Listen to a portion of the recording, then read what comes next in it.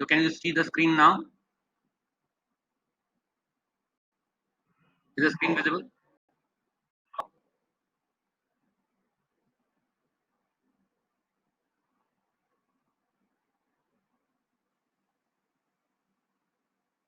What about now?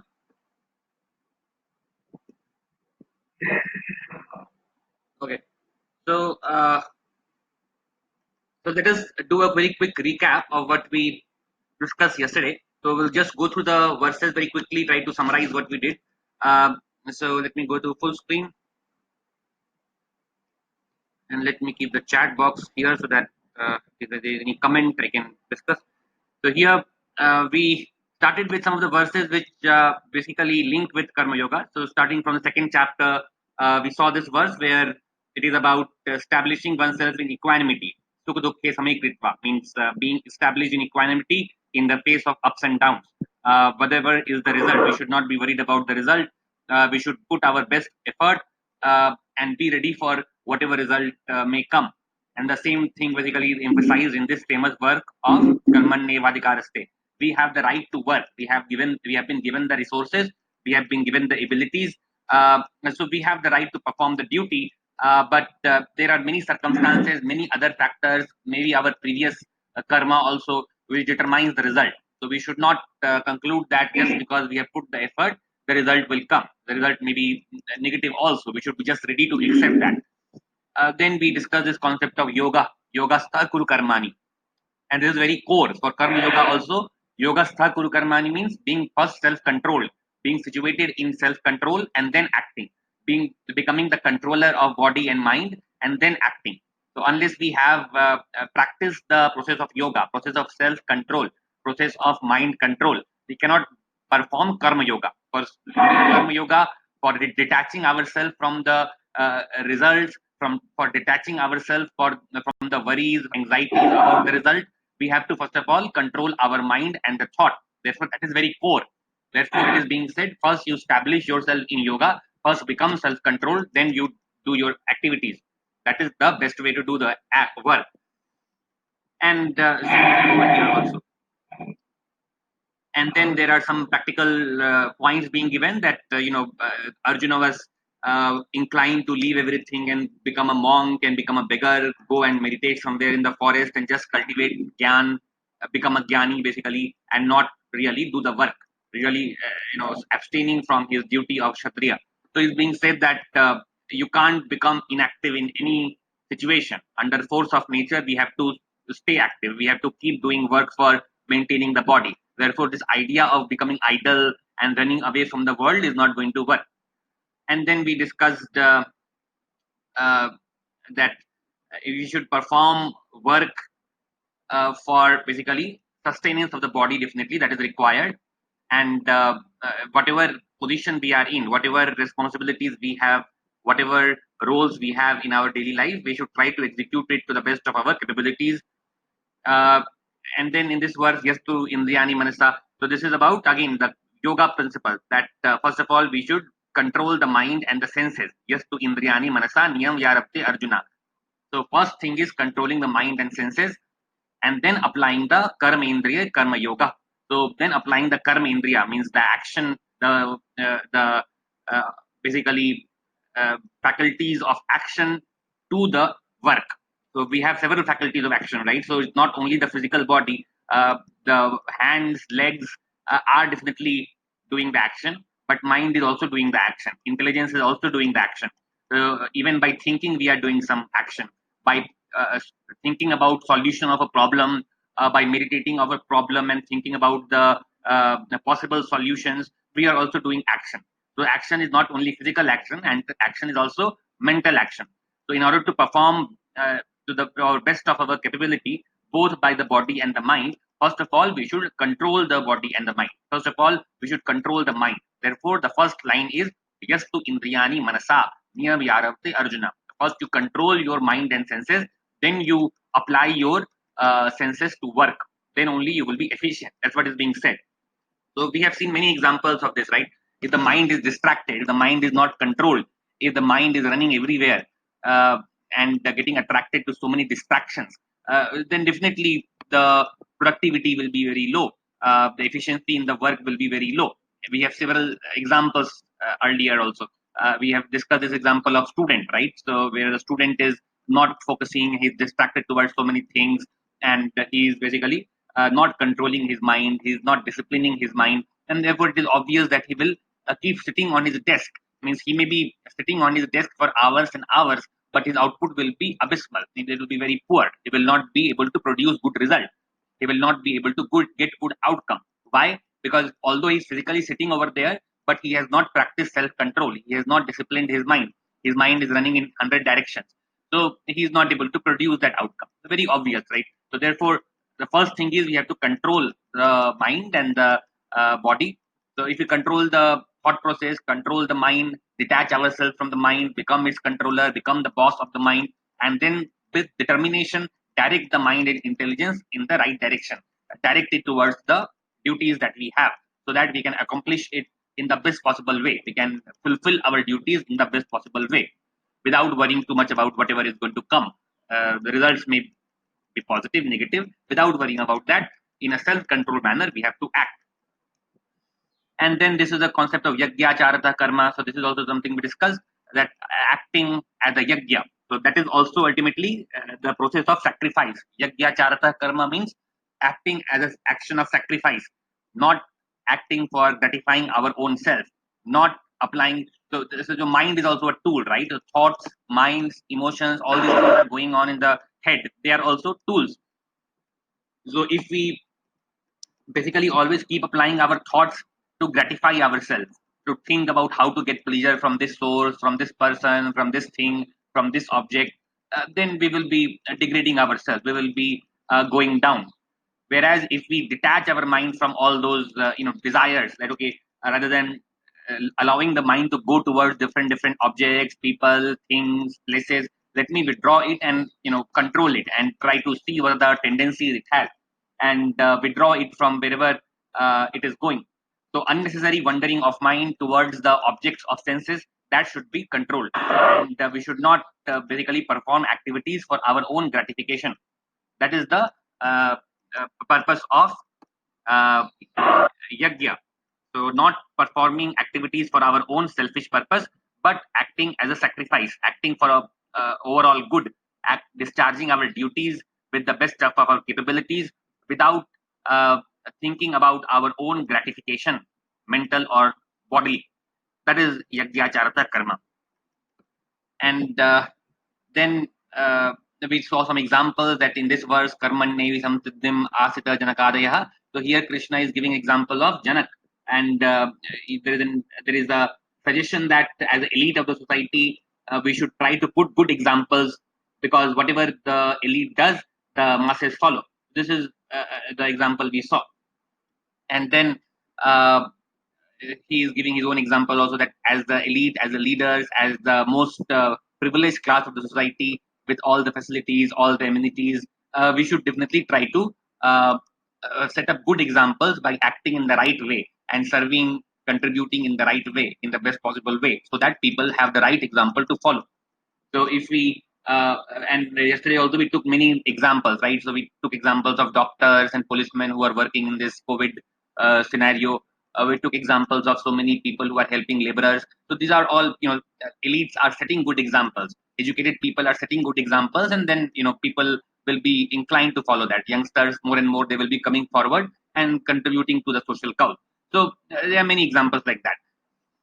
And then finally we discuss this verse where we have the concept of devotion also coming in, that doing your activities for the divine, making your work a worship, a process of worship. So just like in the process of worship we offer certain things to the divine, here we are being asked to offer our work, that we are working for satisfaction of the divine, because he is the supreme power, he is omnipresent, omniscient. So when he sees and he is satisfied with our act, that is the best thing, that is the highest thing, because he is the only eternal force. Other things, other people, circumstances, situations, all those things will keep changing. Somebody may be happy with our work today, next day he may get upset, he may have his own selfish motives. Likewise, things keep changing, people keep changing, scenarios keep changing, we keep changing. So all these external people, factors, situations, scenarios, circumstances, they are changeable. They are always changing. So rather than so if we try to please people in the world, that's very difficult. Right? People keep changing their mentality, thought process. It is changeable based on circumstances. It is very given. I mean, we should not get too perturbed if people's attitude change, people's behavior change, their attitude towards us change. It will happen. Means it is bound to happen. Many times we see this. So there is, we should not even worry about gratifying other people. Means or trying to please other people all the time. That trying to make others happy. That is also not going to happen many times. That is not in our control. People's mood, people's mind, people's attitude is not in our control. What we can do is, okay, try to do our best service. Whatever duties are there, try to do it in the best way and leave the rest. We can't keep fretting about other people's behaviors towards us. We should be good towards others. We should try to do good towards others. We should not worry too much about them. We should not put effort. We should not waste time and energy thinking about trying to please others or propitiate others. So that is rather than doing that, here the suggestion is that you focus your thought process on the supreme. So because that supreme person is eternal, is the eternal source of life, is the eternal source, basically all the energies with which we are acting. So that is the only eternal supreme being, and therefore if we are doing service for his pleasure or for his satisfaction, that is the highest thing, because he is always constant. He is always there. Means he is not like people in the world. So that conscious force, that conscious energy, that Paramatma, that Brahman, that Ishwar, he is always in control. He is always the in charge of this entire Karma Chakra, this entire world. He is the creator. He is the lawmaker. He is the maintainer and preserver of all these natural forces, the natural law of karma, etc. So logically also, if we basically satisfy him, if we focus on satisfying him through our action, that is the highest goal. That is what is being recommended over here. That you basically dedicate all your action to me and uh, think about satisfying me, pleasing me, and that way your anxieties will reduce. You will always focus on the eternal. You will not focus on gratifying so many different people and gratifying yourself, but you will focus on the eternal consciousness. So that is again a very, I mean, I'm just trying to put it in a very simple way and without spending too much time, but conceptually what I'm trying to say here is that rather than trying to uh, gratify our own body and mind and trying to basically run after others satisfaction, we should keep in mind that okay, there is uh, those who have at least some faith and some belief in this higher power and divine consciousness, etc. So they should focus on basically devoting their task to that supreme being, because he is the big boss. He is the highest boss. So if he is pleased, everything else will be taken care of. So in simplest terms, this is the crudest explanation I can give. That okay, he is the big boss. Nobody is higher than him. He has already declared, right? So we discussed the characteristics of the divine. In those couple of lectures, we have seen the declaration. He says, "Matta paradam nanyat kinchit asti dhananjaya. Mai sarvamidam protam sutre manigana iva." I am the highest. I am the most powerful. Nobody is superior to me. Matta parataram nanya. So, if we please the person who is the highest, everything is taken care of, right? So we don't need to please all the in a government. If the prime minister is happy with me, if he knows me, if he is pleased with my act, I don't need to go to the DM and please him also. The prime minister will order the DM to take care. I don't know, need to go to the clerk and please him also. So he will take care. So he is the biggest, highest boss. That's what is being discussed. So in the crudest way, this is the explanation. Let us try to please the big boss. If he is happy, if he is satisfied, that is the biggest achievement for us, because he is eternal. He's always with us. He's always observing us. He is always there as a Paramatma within us. He is sitting within our own heart. He is observing our consciousness. He is observing our thoughts. So he is always present. So trying to basically uh, satisfy him through our selfless actions, through our action of sacrifice, through our action of selfless action, selfless work, devotional work, that is the highest principle being described. So that is the culmination of Karma Yoga. The highest principle in the Karma Yoga is focusing our attention on the divine and trying to basically uh, gain His grace by acting in a selfless way, in a devoted way.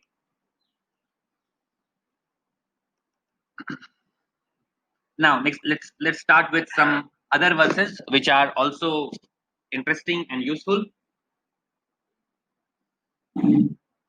So here you should see this verse is telling us about. So anybody can confirm I'm still audible. I hope there is no disconnection. Hello.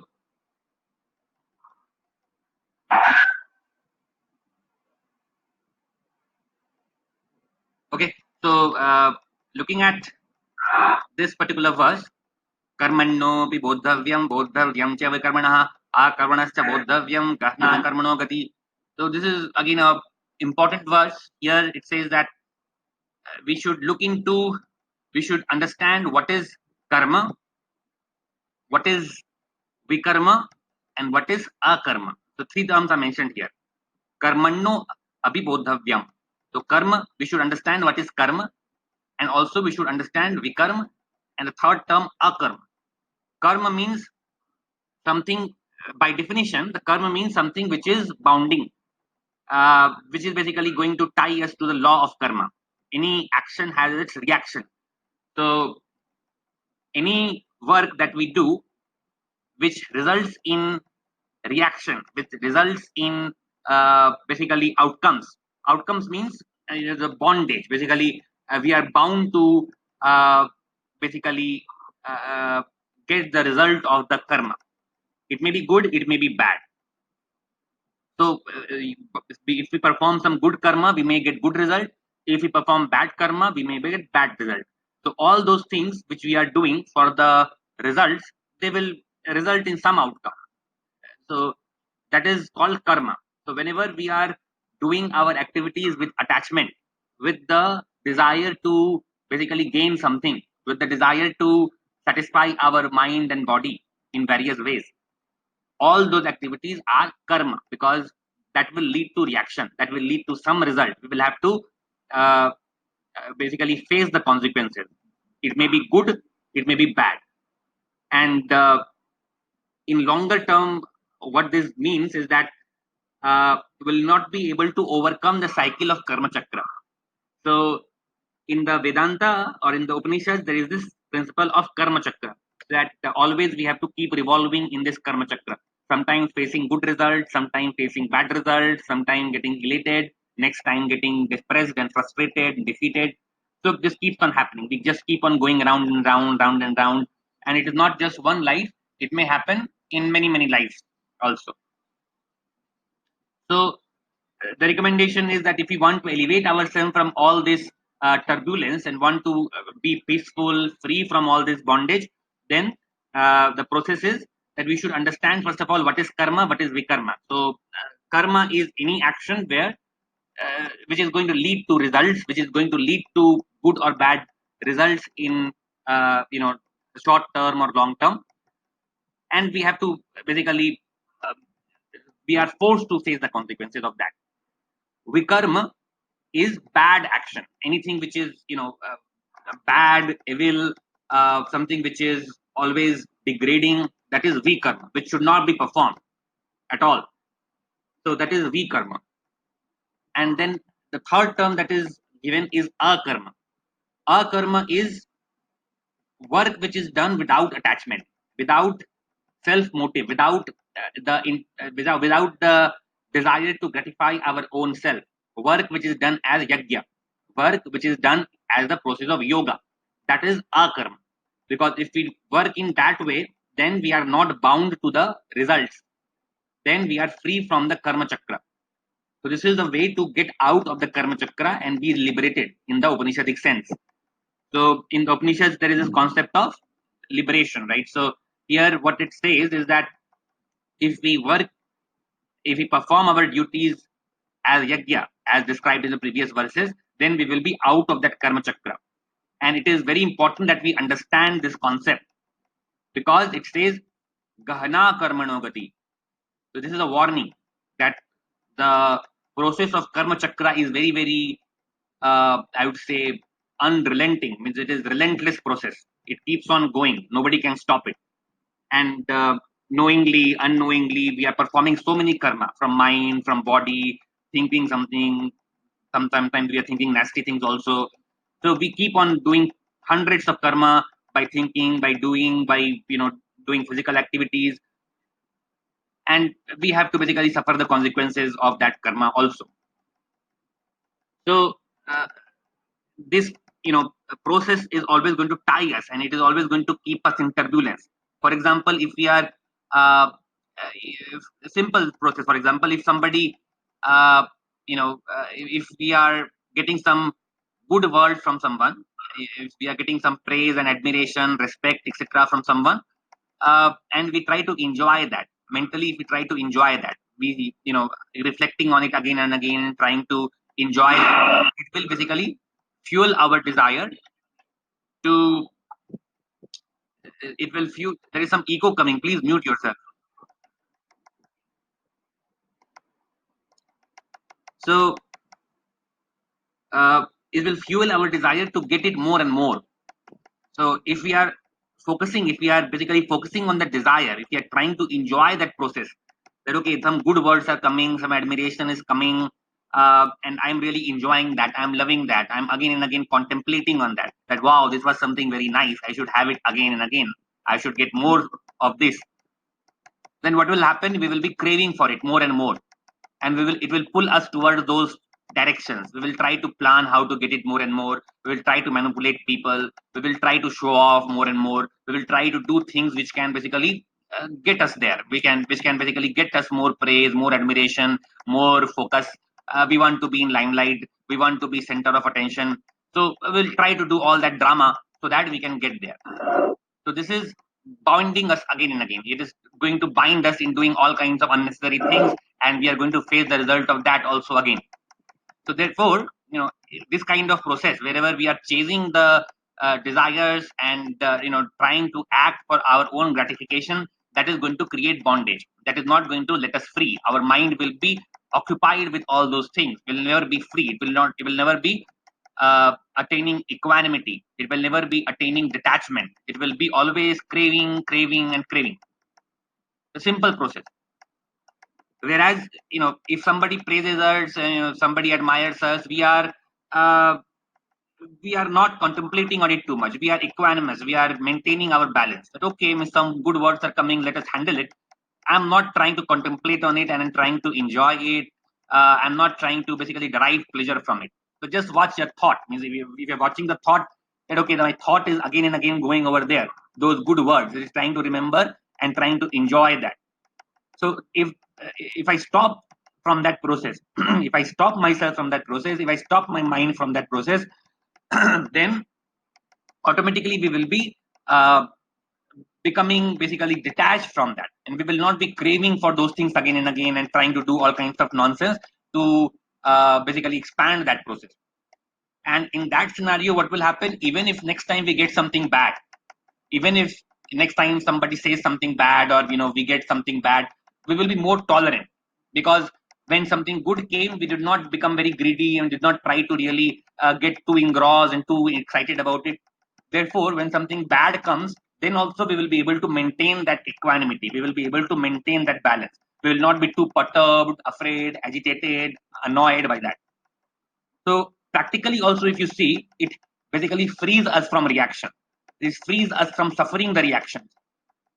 So even if you look at the positive, apparently positive side, even if you see that okay, when I try to enjoy uh, certain response, I try to enjoy certain uh, you know uh, respect and admiration and etc. And then what it resulted in is my craving for it more and more. So if the desire gets satisfied and we meditate on the desire, it basically helps, it basically pulls us towards craving for it more and more. And therefore it makes us more and more anxious how to get it. And we start planning, we start acting in that way. And we become like beggars. We become dependent on others. Let me try to extract more pleasure from others somehow or the other. So it degrades us. It does not keep us as a independent being. It degrades us. It makes us basically like beggar who is craving all the time from others, something or the other. So that process, if you are able to control, if you are able to become balanced, and you are able to basically subdue this greed, subdue this uh, process of I would say attachment, or pull towards the mental pleasure, then we will not be chasing those things. We will be balanced. We will not be so greedy about achieving these things again and again.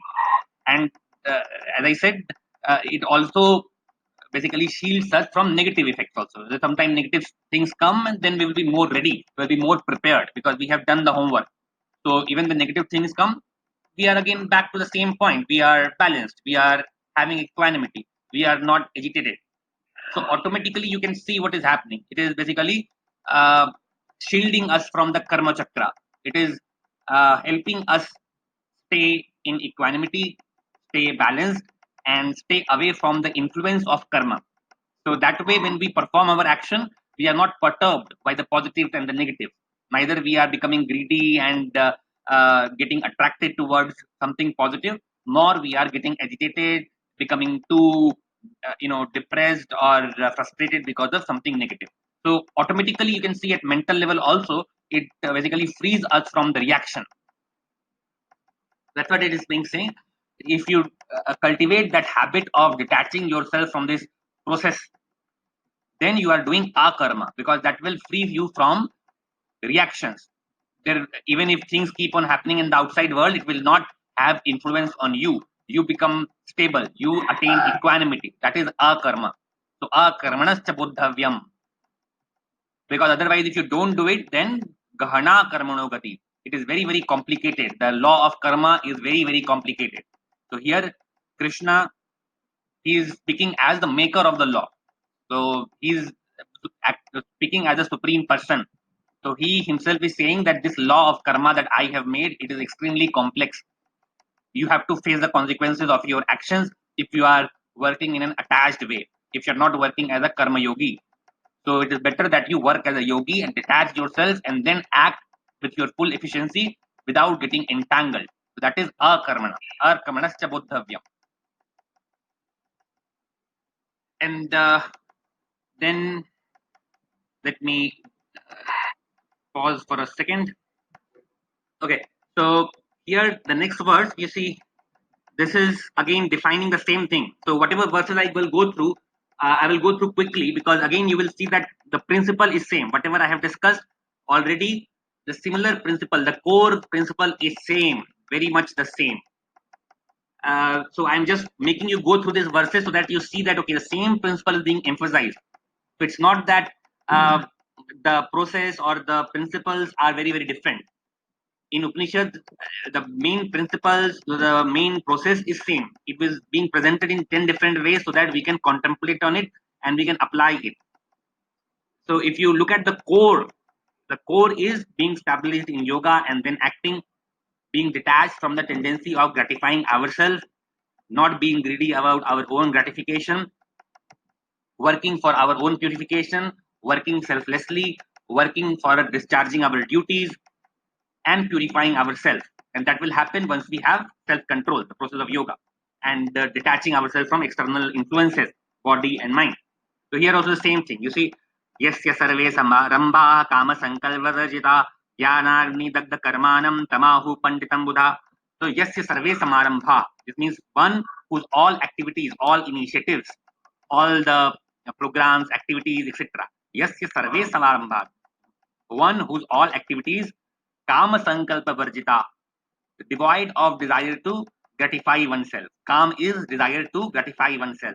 That is called kama. So kama sankalpa varjita. So it is all his activities are free from this desire to gratify oneself. Kama sankalp. What is kama sankalp? Whenever we meditate on any action or any objective which is meant to gratify our own self, that is kama sankalpa. So if we do action free from that sankalpa, free from the desire of gratifying our own self, then it is kama sankalpa varjita. And then dhyana agni dagda karmanam. Dhyana agni means with this knowledge, with this superior knowledge of self-control, devotion, yoga. If with this knowledge we are acting, then uh, the actions and the result, basically the karma chakra gets destroyed. So therefore, it is being said, Jnanagni Dagdha Karmanam. From the fire of knowledge, from the fire of right knowledge, that karma chakra gets burned and we get liberated. We become free. We become established in equanimity. We become established in the Atma, the self, and there that self is full of joy, full of bliss. If we are able to elevate ourselves from this jungle of body, mind, the hundreds of thoughts, desires, etc., and operate at the level of self, then self is by nature blissful and joyful. We will be able to work without attachment, without anxieties, without fear, without all kinds of negative, joyfully in this world. That is what is being said. Jnanagni Dagda Karmanam Tam Ahu Pandita Buddha. So if you act with that knowledge, then this karma chakra automatically gets burned. Then next verse we see त्यक्त्वा कर्म फलासंगम नित्य तृप्तो निराश्रयः कर्मण्यप्रवृत्तोऽपि नैव किंचित करोति सः. So here also the same thing. Tyaktva karma phalasangam. So that means giving up attachment to the results, giving up greed to attain certain results. We have definitely goals, so we have to pursue the goals definitely, but we have to be ready for all the results. Means negative cost. So we should not get attached to the result. Karma phalasangam. Tyaktva karma phalasangam. Next part is nitya tripto. Nitya tripto means always self-satisfied, satisfied within the self, not being, not craving for things, not craving for something from outside, that this will happen, that will happen, then only I will be happy. If I get this, then only I will be happy. If that person behaves in this way, then only I will be happy. Those things are always going to cause trouble. So here it is being nitya tripto, always being satisfied within the self. So if we are detaching ourselves from this drama of mind, then automatically we will be achieving peace and satisfaction. That is nitya tripto. So it is said in all the Upanishadic texts that that self is full of joy. Means if you are able to attain that, if you are able to raise yourself, raise your consciousness above the turbulence of mind and arrive at the level of self, then it is automatically blissful, joyful, and it is always self-satisfied. So that's why it is being said, be self-satisfied. Nitya tripto nirashraya. Uh, don't basically depend upon external factors for your happiness. Nirashraya. Nirashraya means, ashraya means taking shelter. Ashraya means taking shelter. Taking shelter of external things, external factors, external people, circumstances, situations, things, places. So we should not take shelter of external things and try to find pleasures in external things, because they are always changing, they will always keep us agitated, they will always keep us bound to the karma chakra. Therefore this term of nitya tripto and nirashraya is again important. So if we work like this, then karmani abhipravrittopi naiva kinchit karoti saha. If you act in that way, then even if you are doing 100 things in the world, maybe you are doing many activities in the world, even then actually you are not doing anything. Naiva kinchit karoti saha. That means you are not getting bound in the karma chakra, you are free from the karma chakra. Next verse, निराशीर्यत चित्तात्मा त्यक्त्वा सर्व परिग्रहः शारीरं केवलं कर्म कुर्वन्नाप्नोति किल्बिषम्. Here nirashir, same thing. Nirashir, asha, nir asha. So nir asha means not basically having or cultivating desires in the mind. Yada chittatma. Yada chittatma means controlling the self, controlling the mind. Again the same thing. Yada chittatma. Taktva sarva parigraha. Sarva parigraha means all the plannings, all the things that we keep doing, assuming that I will get this, this is mine, I will obtain this also. So that is parigraha. Attachment to belongings, attachment to things, attachment to objects, places, people, all that. That is parigraha. So taktva, mentally you have to be detached from all that. You understand that this life is temporary, like a bubble, and these things are also temporary. Just like a passenger sitting in a train, means that we should not get attached to the train. Ultimately, he has to get down somewhere, and he may meet a lot of people also over there. They also have to get down. So not getting attached to the process. not getting too basically engrossed in the process. So that is tattva sarva parigraha. So understanding the temporariness of the world and changing nature of the world, that things always keep changing. People, places, objects, belongings, all these things keep changing. So mentally detaching ourselves from there, not getting too agitated if something comes, something goes. Chariram kevalam karma. That means for the upkeep of the body, for upkeep of the life, for maintenance of the life, and discharging our duties in good way. If we just act like that in a detached manner, then we don't get any kilbisham. Kilbisham means any bad effect, any bad result, any negative things. Kurvan napnoti kilbisham. Things may keep happening outside, but it does not affect us, right? So if we control the mind, then you know there are 100 things that may keep on going in the world that will not affect us. So we are going to be free from kilbisham, all the negative things. Then next verse is again Gata Sangasya Muktasya Jnana Vasthita Chetasa Yagyacharata Karma Samagram Praviliyate. Gata Sangasya Muktasya. Gata Sangasya means again basically devoid of attachment. Sanga means attachment. Gata Sangasya means devoid of attachment. Attachment to result, attachment to belongings, attachment to situations, people, all that. Muktasya and Jnana Vasthita Chetasa. So the Chetasa is Jnana Vasthita. That means the consciousness is situated in Gyan, in the right knowledge. So we are cultivating the right knowledge, we are acquiring the right knowledge and being established in that knowledge. Yagya charatah karma. Again, the same thing, acting as yagya, doing our work as yagya. And we have already discussed what the definition of yagya. Samagram praviliyate. So that work gets uh, basically dissipated. That does not really bound us to the karma chakra, but it gets basically I would say dissipated in the totality. So this verse again, this part of the verse samagram praviliyate is again very very intense. Samagram praviliyate means that it basically gets absorbed by the creation. It does not basically come back to us as a reaction. So the in the creation, in the outward world, in in our immediate surrounding, in the circumstances, things may keep happening. Many things will happen. We interact with the external world, do something, we make certain changes in the external world also, and things will keep on going. Uh, but if we are detached from it mentally, if we are developing that internal strength to be detached and not to impose our own desires and greed on the external factors, then that uh, that work will not bound us, and it will be basically just contributing to the overall good. You can say that it will be contributing to the overall good of the world. Samagram praviliyate. It will not bind us. Then the next verse is Gata Sangasya Muktasya. Though this is the same, so I have copied by mistake the same. Uh,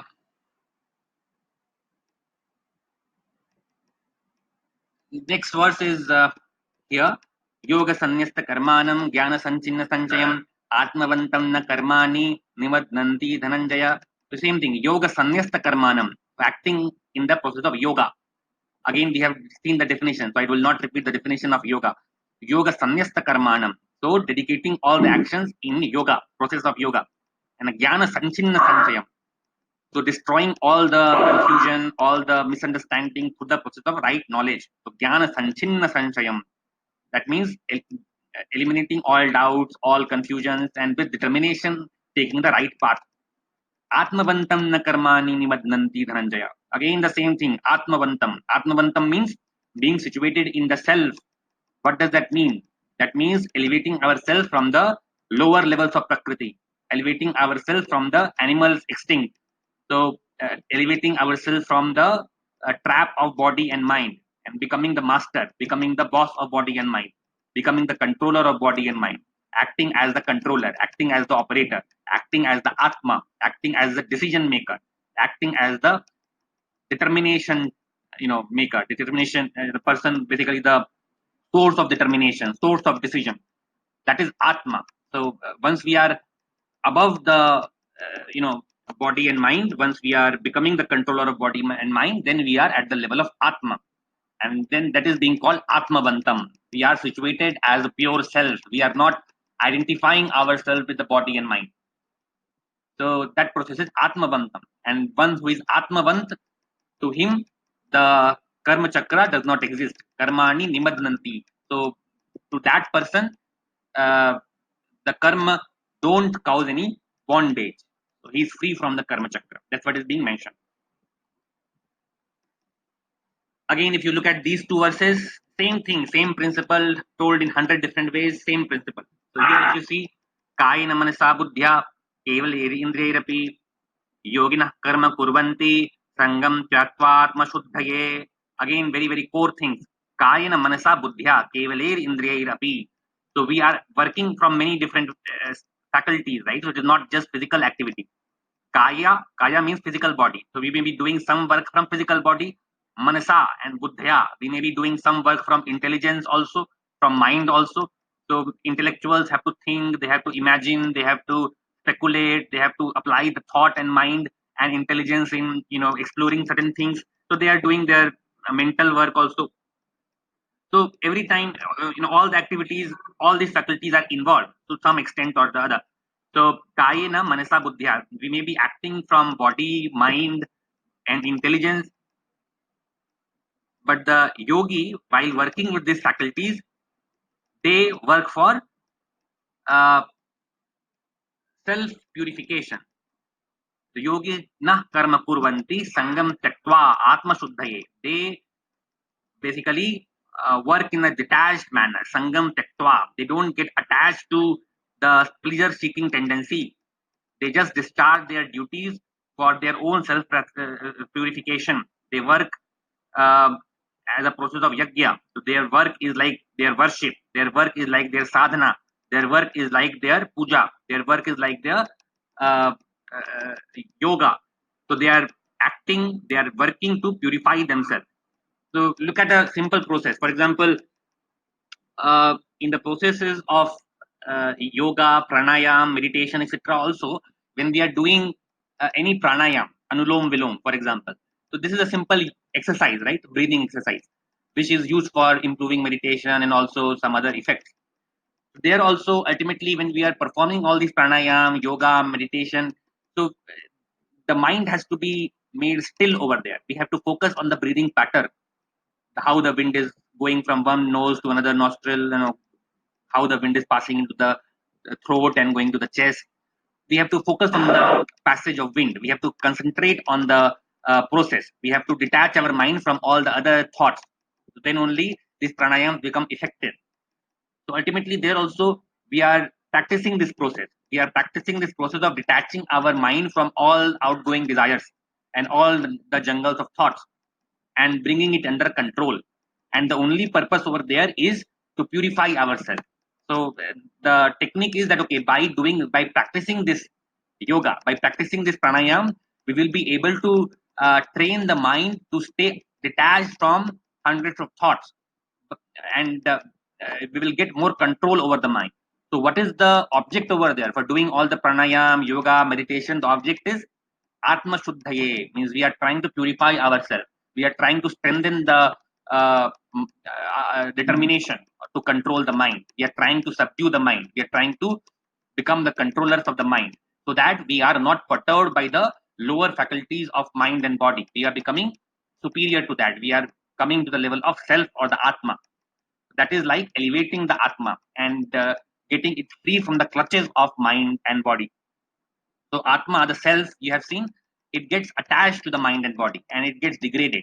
Just like uh, uh, so there is a very good analogy given.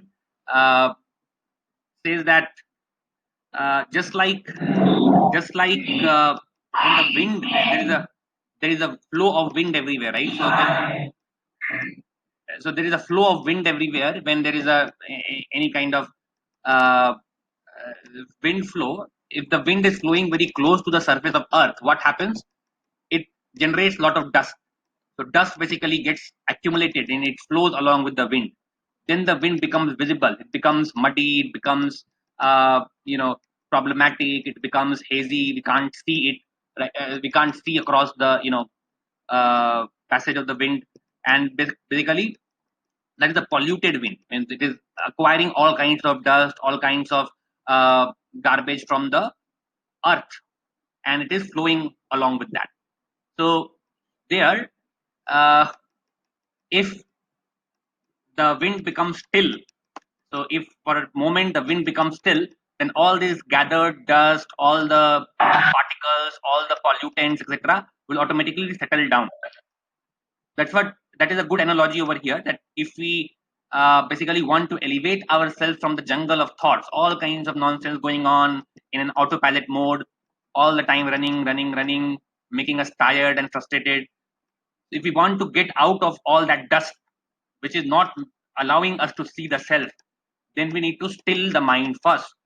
If we still the mind, then we can get the clarity to see the self, to feel the self, to feel the power of the self and the beauty of the self. How peaceful, how joyful, how calm it is by nature. So, in order to do that, we should remember this analogy that if there is a wind flow close to the earth and is a very powerful wind flowing, it will pick up dust by nature and it will become uh, very filthy, dirty, and it will basically be very difficult to tolerate also. But the moment it calms down, the moment it becomes still, all that dust disturbance settles down. That process is also a good analogy that if we have to elevate ourselves, if we have to see the self, if we have to come to the level of self, first of all, we have to still the mind so that we are able to control it, we are able to subdue it. So in all this process of yoga, whether it is pranayam, meditation, japa, puja, ultimately the objective is that to become situated in the self, to become self-controlled, and become come to the level of the atma, not getting degraded by the dirt produced by the mind and its hundreds of desires, hundreds of unnecessary thoughts, etc.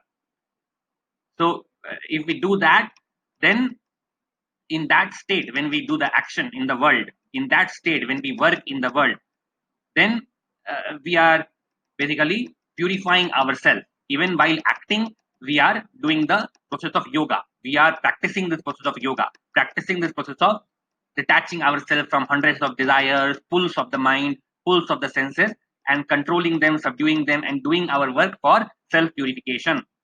So just like the process of yoga, pranayam is basically made for self purification. It is made to allow us control the mind and come to the level of self. Likewise, this process of karma yoga, we have to anyway do the work that is necessary to maintain our body. We have to sustain the body. Therefore, acting as karma yoga while subduing the mind, while controlling our mind, while controlling our desires, and becoming the controller on the mind, that is going to help us stay purified, right? So if we do 10 minutes of pranayam or half an hour, 1 hour of pranayam meditation in the morning, that helps us in basically achieving that still state. That helps us in practicing stillness of mind. That helps us in getting the focus back. But now when we go to the world, we forget about the principle of yoga and we let all the external factors irritate our mind and we bring all the negative things back in our mind. We let it go uncontrolled and let all kinds of random thoughts come in our mind without control. Then again we are back to square one. We are destroying all the good effects that the yoga had on us.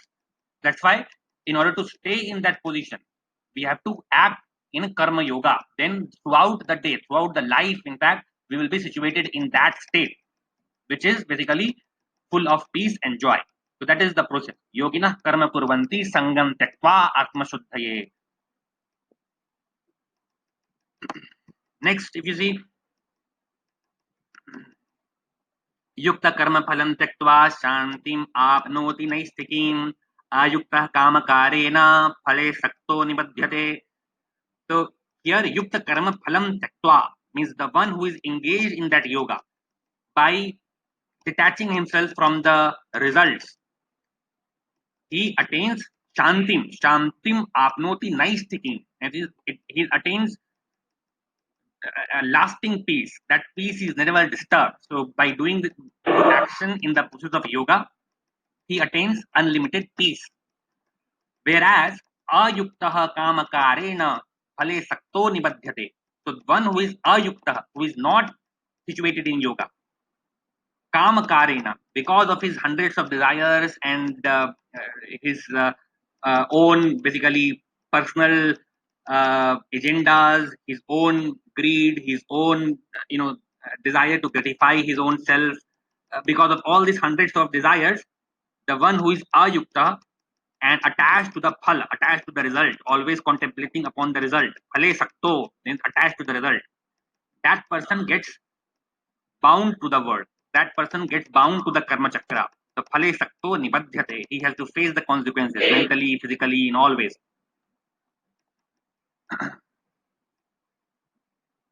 And then again, we look at some of these words here. sargo yesham samme sitam manaha nirdashami samam brahma tasmad brahmani te sthitaah. So here also, ihayutah sargo. So Jita Sargo means this material world of life and death. So in Upanishads again there is a concept of liberation, one who can cross over this Sarga and come to the eternal position. That is Visarga. So the person who is acting in yoga, whose mind is situated in equanimity, Yesham Samme Sitam Manaha, whose mind is situated in equanimity. For that person, the Sarga is already won. Liberation is already achieved while living. Nirdosham hi samam brahma tasmad brahmani te sthitaha. So he is pure, he is devoid of all negative, just like the supreme Brahman.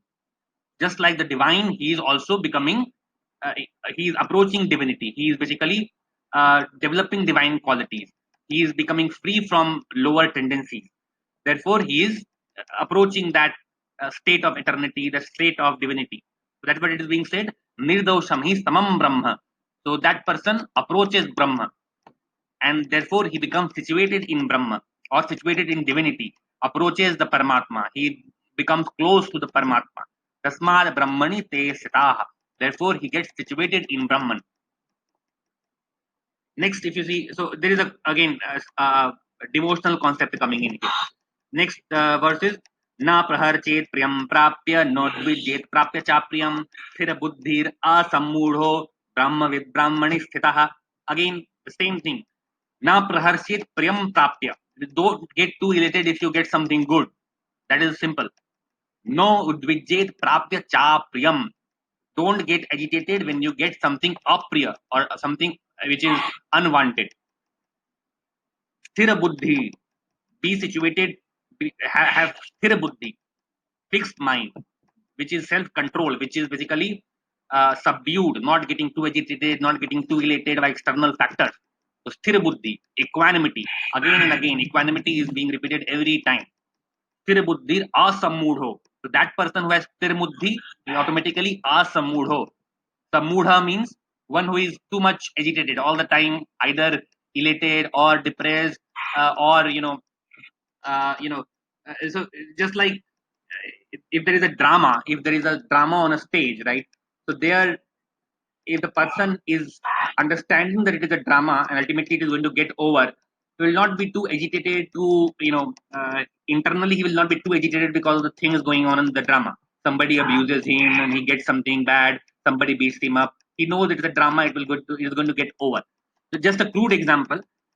So in that case, he is Thirabuddhi. He understands that okay, let me handle the situation. Ultimately, it is going to get over. So having that kind of equanimity, Thirabuddhi, asammudho, he is not getting bewildered by external factors. He understands that the nature, basically nature of the external circumstances is to change. It will keep changing, sometimes taking good turns, sometimes taking bad turns. It will keep happening. So he has to become asamudha, not getting too influenced by all these things. So if he does that, then he becomes Brahmavid. Then he can understand what is Brahma. Then he can understand what is divine. Unless he gets established in that state of equanimity and balance, he cannot approach the divine. So then, one who is acting in that kind of yoga, he can become a Brahmavid, and then he is Brahmani sthitaha. Then he gets situated in the Brahman. Then he realizes the supreme Brahman. That is what is being said. So here some higher objectives are being given, that your own happiness, your own stability, for your own peace of mind, for your own inner peace and bliss. Definitely, this is good. But the next higher goal is realizing what is Brahman, realizing what is the divine.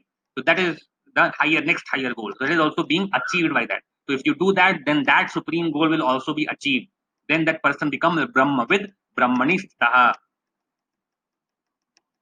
Then there are some verses that we can take later. Here, again, coming back to the last two verses of for today's discussion, again, something similar to what we had done yesterday. So, yesterday also we had discussed that towards the end, there is a higher principle of devotion toward the Supreme. So, here again, the same thing is being given. So, these two verses talk about dedicating our activities to the divine once again. This is taken from the ninth chapter.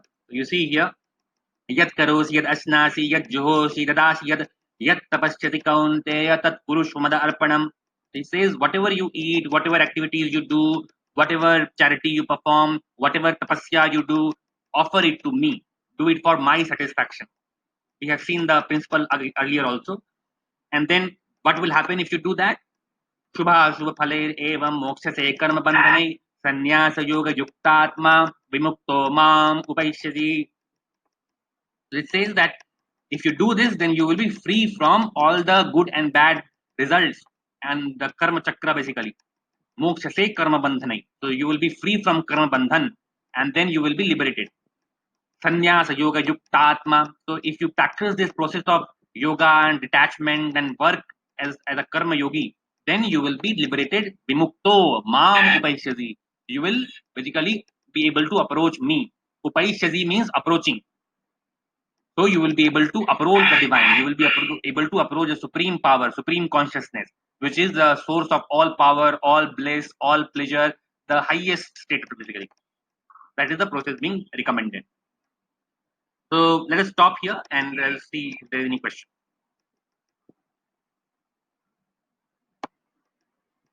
Any question?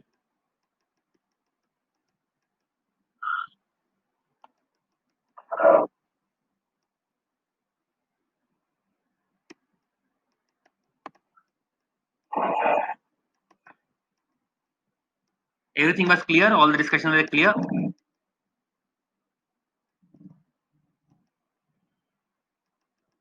I'm not able to hear anything. I'm just getting some message that somebody is trying to speak.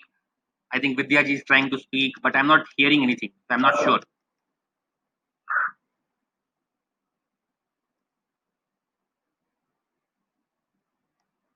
Okay, so if we don't have any question, then we can end today's discussion and let us connect tomorrow. We'll try to see what can be the next topic. So we have to cover some other important topics as well. We have not covered anything related to Bhakti Yoga. That is also important. So we'll probably try to discuss that. There are also other topics like there is a good discussion on the nature, the modes of nature, sattvic, rajasic, and tamasic, and how to become more sattvic and why it is good for us. So that is also very important. That I would like to discuss that. Any other question before we end? Okay, so if there is no question, let us end the session. Thank you.